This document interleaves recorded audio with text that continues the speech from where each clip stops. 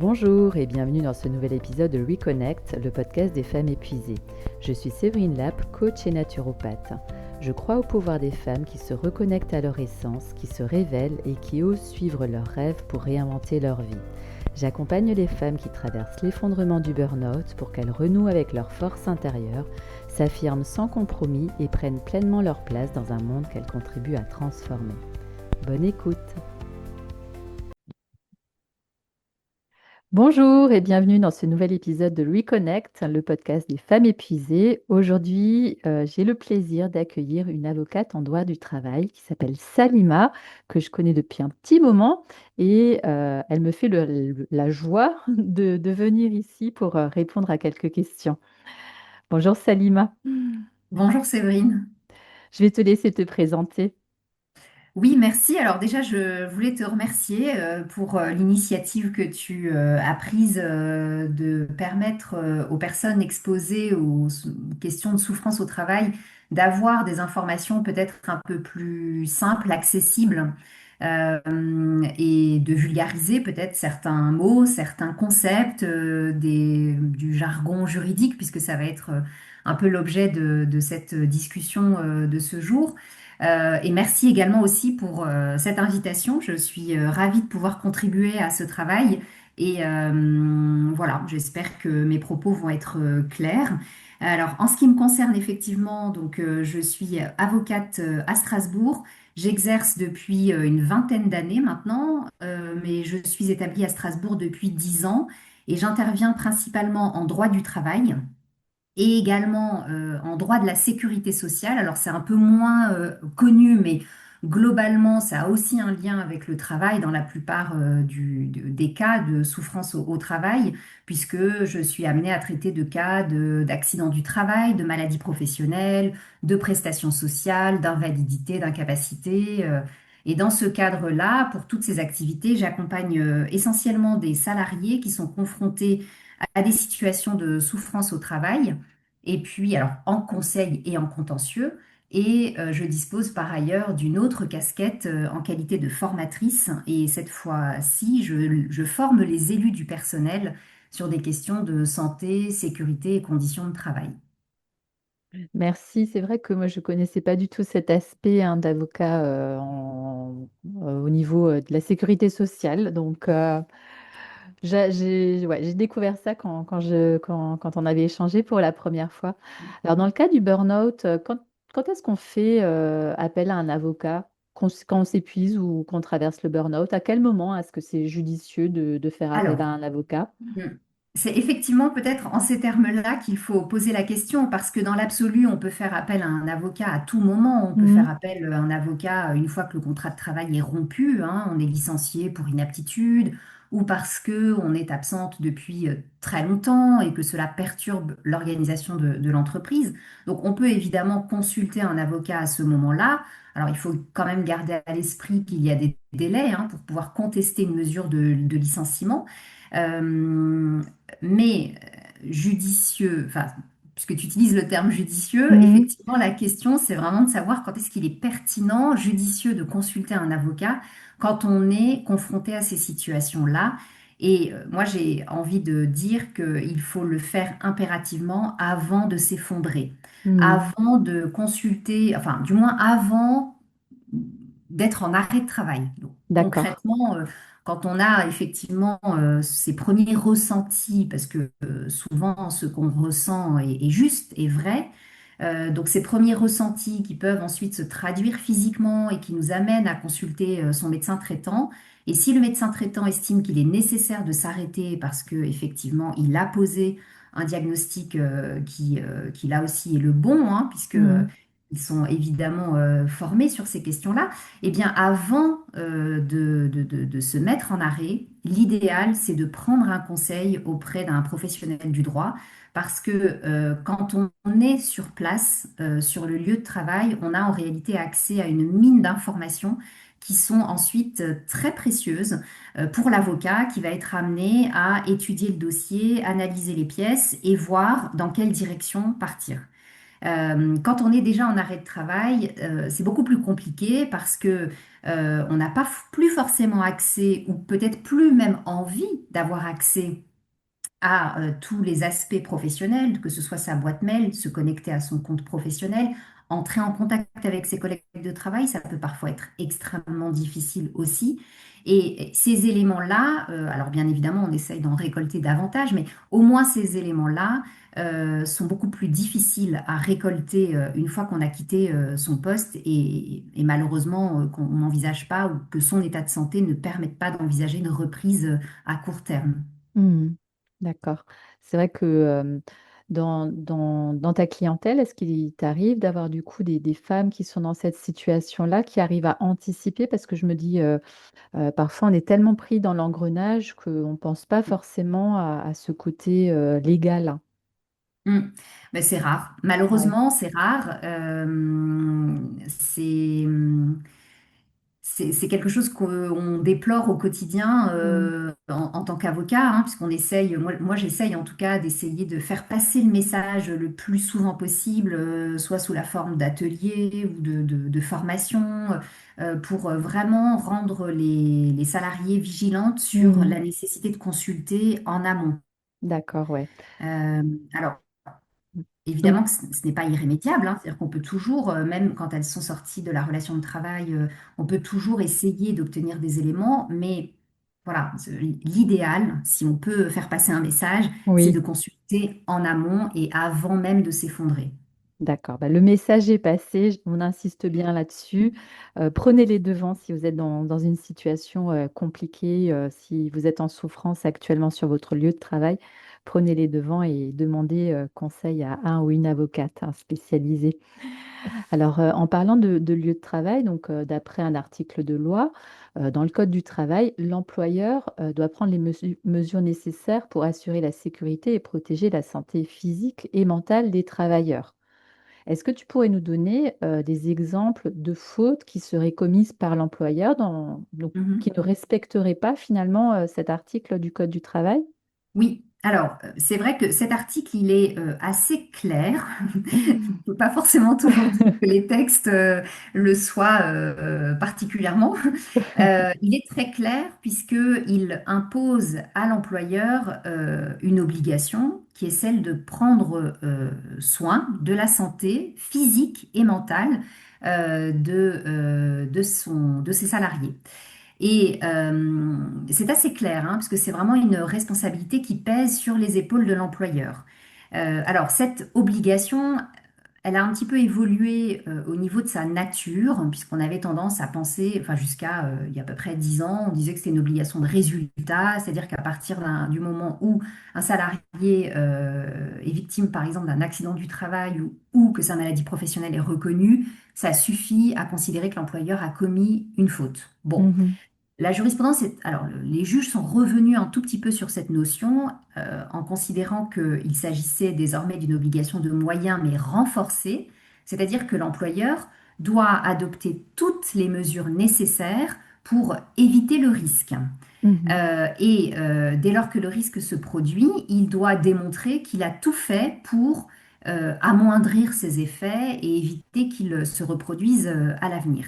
Donc c'est vrai que on a tendance peut-être à penser que on n'est plus sur une obligation forte de résultat, mais en réalité, il reste quand même énormément d'obligations à la charge de l'employeur. Et pour qu'un employeur puisse se dédouaner de sa responsabilité, bah, il faut quand même qu'il réussisse à démontrer qu'il a tout fait pour éviter que ça se produise. Et tout mhm, fait, bah, c'est notamment s'assurer que les situations de souffrance ne puissent plus se présenter dans le cadre de l'organisation du travail qu'il met en place, parce que c'est lui qui décide de l'organisation du travail.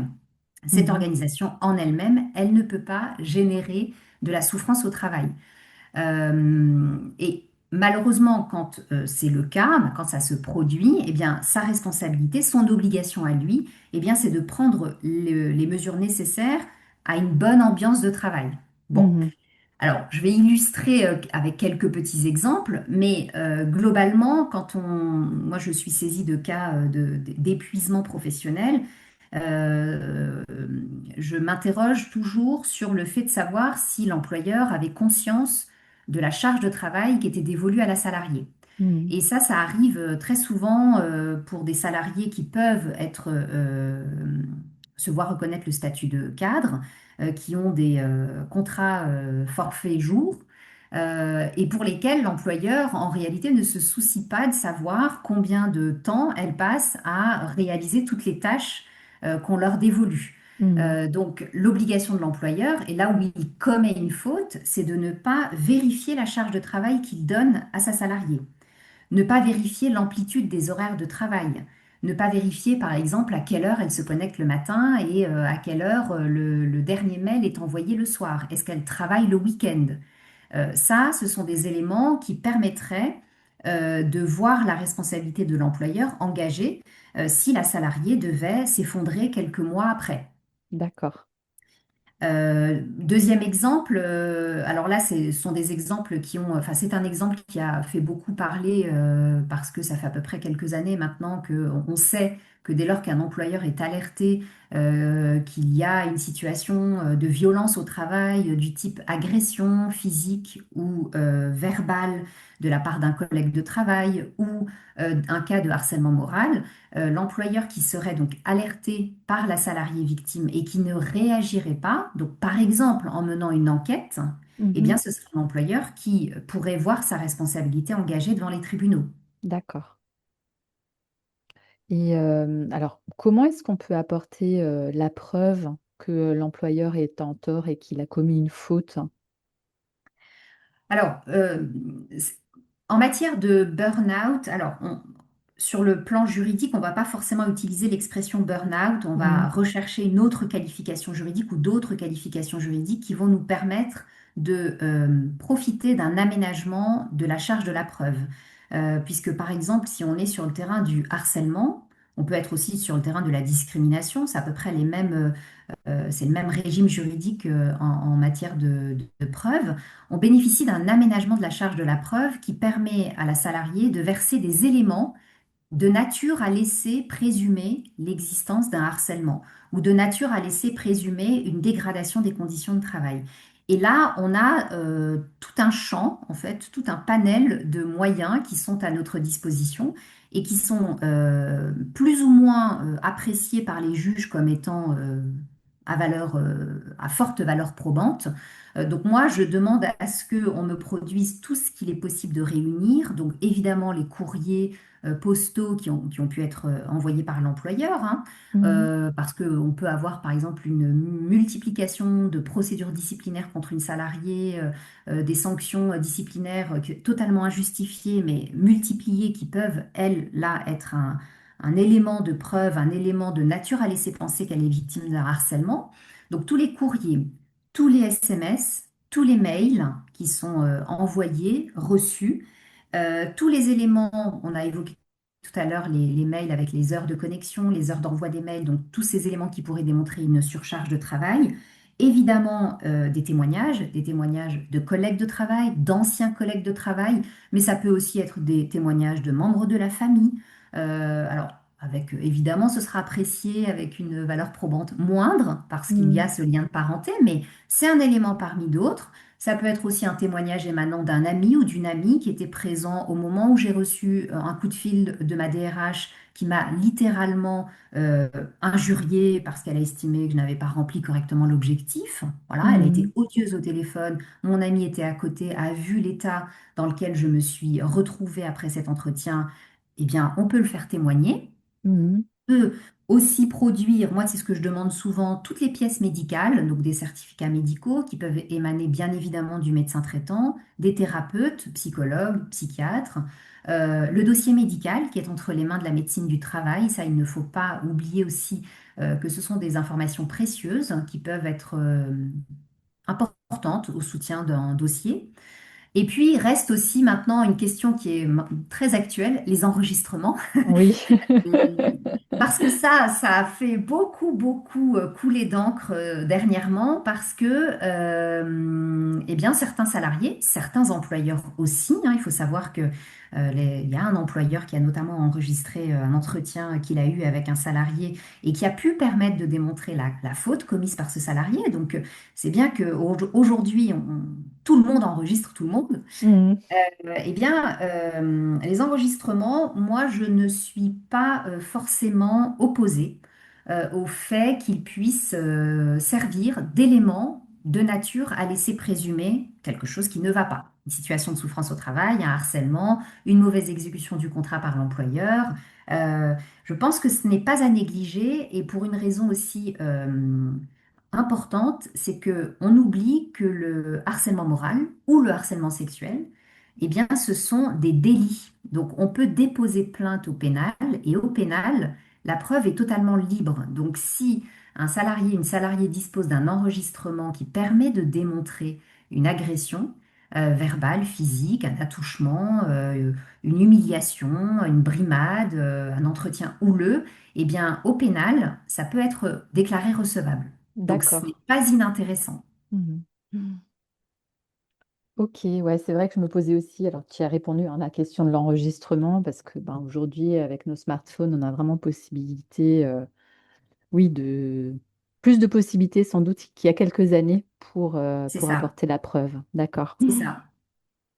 Tu parlais tout à l'heure de médecine du travail. Euh, j'ai envie d'embrayer sur la maladie professionnelle.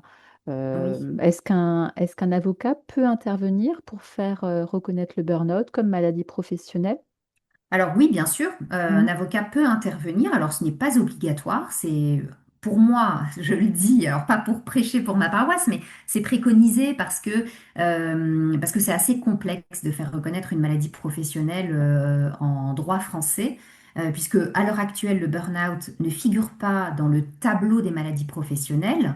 Il Mhm. existe en gros deux systèmes, deux moyens de faire reconnaître une maladie professionnelle. Soit ta maladie figure dans le tableau qui est annexé au Code de la sécurité sociale. Et dans ce cas-là, dès lors que tu remplis les conditions posées par ce tableau, eh bien, c'est une reconnaissance, une présomption d'imputabilité, mais globalement une reconnaissance de maladie professionnelle. Et Mhm. quand on n'est pas dans le tableau, comme pour le burn-out, qui n'est toujours pas reconnu comme devant figurer dans le tableau des maladies professionnelles, Mhm. eh bien là, il y a deux conditions à remplir. Une condition médicale, donc un taux d'incapacité permanente au moins de 25%. Donc ça, c'est le médecin conseil de la Sécu qui l'arrête, ce taux. Et ensuite, la caisse saisit un comité qui, lui, va venir regarder s'il existe un lien entre le travail et la pathologie. Et effectivement, peut-être que dans le cadre de la constitution du dossier, ça peut être intéressant d'être assisté d'un avocat parce que les questions ne sont pas que d'ordre médical, elles peuvent être aussi juridiques. Donc moi, j'ai tendance à penser que c'est préférable d'être Mhm. assisté d'un avocat. C'est pas obligatoire, mais voilà, la reconnaissance est quand même assez complexe. Oui, oui, oui. Parce que moi, je parlais de médecine du travail, effectivement. Donc là, on est vraiment sur le... Je ne connais pas suffisamment hein, tout ce Hmm. champ. Donc, on est vraiment au niveau de la sécurité sociale. Donc, le médecin conseille la sécurité sociale pour la reconnaissance de la maladie professionnelle. OK. Alors, ouais, il y a effectivement un taux qui va être déterminé par lui. Alors, c'est un taux prévisionnel d'incapacité permanente. Il faut qu'il soit au moins égal à 25%. Mhm. Et ensuite, ça permet de déclencher la deuxième étape, ce comité-là qui vient établir le lien entre la pathologie, le burn-out et le travail. D'accord. OK. Alors, est-ce que tu as beaucoup de personnes qui viennent te consulter pour ça? Alors, c'est très méconnu. Oui. La Mhm. plupart des salariés qui sont victimes de souffrance au travail, quand elles recouvrent les moyens, en fait, d'agir, parce que ça demande quand même une énergie, hein, Oui. eh bien, elles ont tendance à venir rechercher la responsabilité de l'employeur ou de celui qui est à l'origine alors ça peut être le manager, ça peut être le directeur régional. Donc voilà, l'idée, c'est vraiment de rechercher un responsable. Et effectivement, sur l'aspect prise en charge par la sécurité sociale, euh, il n'y a pas forcément le réflexe de se dire, et si je tentais de faire reconnaître une maladie professionnelle? Mhm. Il peut y avoir un Voilà. intérêt Après, financier, hein, me semble-t-il aussi. Oui, oui, bien Ouais. sûr. Mhm. Ah oui, oui, oui, non négligeable, hein, parce Ouais. qu'on peut effectivement percevoir une rente, et puis si derrière on fait reconnaître en plus la responsabilité de l'employeur, une prise en charge de l'intégralité des préjudices liés à la pathologie. Donc, Mhm. c'est pas négligeable, hein. Mhm. Après, il y a la voie de la reconnaissance de la maladie professionnelle et puis il y a aussi l'accident du travail. Mhm. Parce que parfois, les salariés exposés à une situation de souffrance et qui effectivement euh, déclenche un épisode. Alors ça peut être dépressif, ça peut être bon, voilà, sur le plan médical, il y a plusieurs autres pathologies. Euh, si cet épisode-là se déclenche un peu soudainement, c'est un peu le critère essentiel pour faire reconnaître un accident du travail. Eh bien, parfois, il peut y avoir un intérêt là à déclarer un accident du travail plutôt que de s'engager dans le parcours un peu long et aléatoire de la maladie professionnelle, D'accord, ok. hein. Ouais, Et ouais, là, comme effectivement le burn-out n'est pas reconnu aujourd'hui, comme tu l'expliquais, au niveau des mm, classifications internationales des maladies, c'est vrai que souvent sur l'arrêt de travail, c'est pas ce qui va être noté. On tout voit à fait. souvent troubles anxieux généralisés Mm, ou symptômes dépressifs. c'est ça. Ouais, ok. Donc, en fait, on aurait deux solutions. Oui. Pour apporter la preuve que c'est vraiment lié au travail, ça se fait en gros tout de suite quand on est mis en arrêt, c'est ça? Ah non, non, pas Ah, forcément, non. ok. Alors, alors, si on fait déclarer un accident du travail, effectivement, alors ça, il y a des étapes à respecter, mais Mhm. c'est l'employeur, en fait, qui déclare l'accident du travail parce que D'accord. la salariée vient, par exemple, d'être victime d'un malaise à l'issue d'un entretien avec sa DRH. C'est sur le lieu de travail, à l'issue d'un entretien, et hop, là, effectivement, c'est une déclaration d'accident du travail, et la Mhm. caisse va pouvoir mener une enquête si l'employeur émet des réserves sur cet D'accord. accident du travail. En revanche, pour la maladie professionnelle, c'est un autre système puisque la déclaration de la maladie professionnelle est réalisée en fait par la salariée avec son médecin traitant. Mhm. Et ensuite, c'est la caisse primaire qui va communiquer avec elle pour lui indiquer, bon, bah là, on n'est pas dans le tableau, donc il faut d'abord une évaluation de votre taux d'incapacité permanente prévisionnelle, et ensuite, si vous êtes au-delà de 25%, on saisit le comité régional. Mais c'est vrai que c'est des procédures qui sont assez complexes, donc Mhm. ça permet effectivement peut-être d'illustrer là, en très peu de temps, la nécessité de se faire accompagner Ouais, par un professionnel du droit, hein. ouais, ouais, je confirme parce que Mm. moi-même, je m'y perds. Oui, je comprends. Donc, chacun Je son métier. comprends. Euh, alors là, on est à la veille de la rentrée.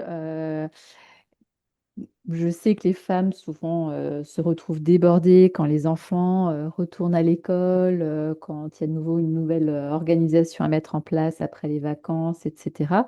Qu'est-ce que Mm. tu pourrais donner comme conseil à une femme qui est en train de s'épuiser? Alors ne restez pas seul. Ne Hmm, restez pas seul et il faut impérativement en parler. Il faut hmm, en parler. Il faut éviter de culpabiliser déjà. C'est vrai que ça, c'est un mécanisme qu'on retrouve dans les profils en fait de salariés épuisés, harcelés. C'est que très souvent, dans un premier temps, il peut y avoir une remise en question de ses propres compétences ou de sa propre capacité à analyser ce qu'on vit. hmm, Il faut en réalité en parler autour de soi et en parler à qui? Alors, ça peut être déjà à son entourage familial, amical, personnel, ça il faut le faire. Son médecin traitant, c'est aussi un très bon relais. Et puis, quand on a la possibilité de s'assurer que effectivement c'est le travail qui est à l'origine de ce qui se passe, de ce qui nous arrive, il faut alerter l'employeur, hein. Il faut absolument pas hésiter à lui écrire. Il a des obligations, on vient de le rappeler, il a hmm, une obligation, c'est de ne pas laisser sans réponse un courrier qui l'alerte sur une situation. Euh, et puis en interne, dans l'entreprise, il y a des relais, hein, les élus du personnel.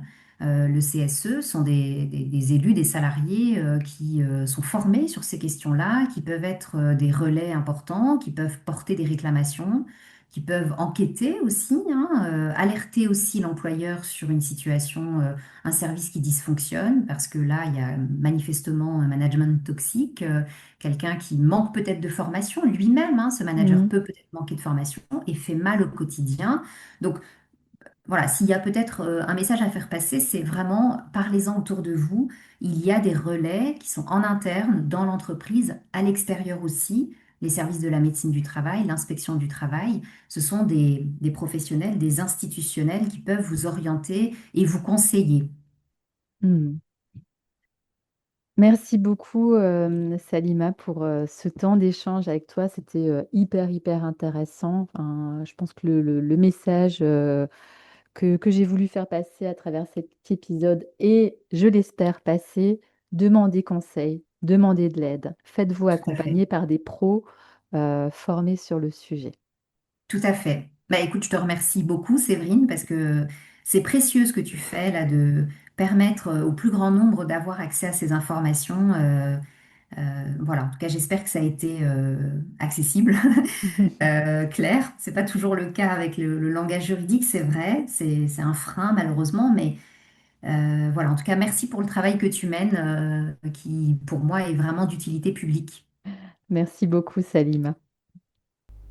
J'espère que cet épisode vous a plu. Vous pouvez laisser un commentaire ou rejoindre l'un de mes programmes d'accompagnement en ligne. Reconnect Body and Soul pour les femmes prêtes à retrouver énergie, clarté et confiance pour transformer leur vie après leur burn-out. Reconnect Job pour les femmes en perte de sens qui veulent kiffer leur vie pro sans risque de rechute.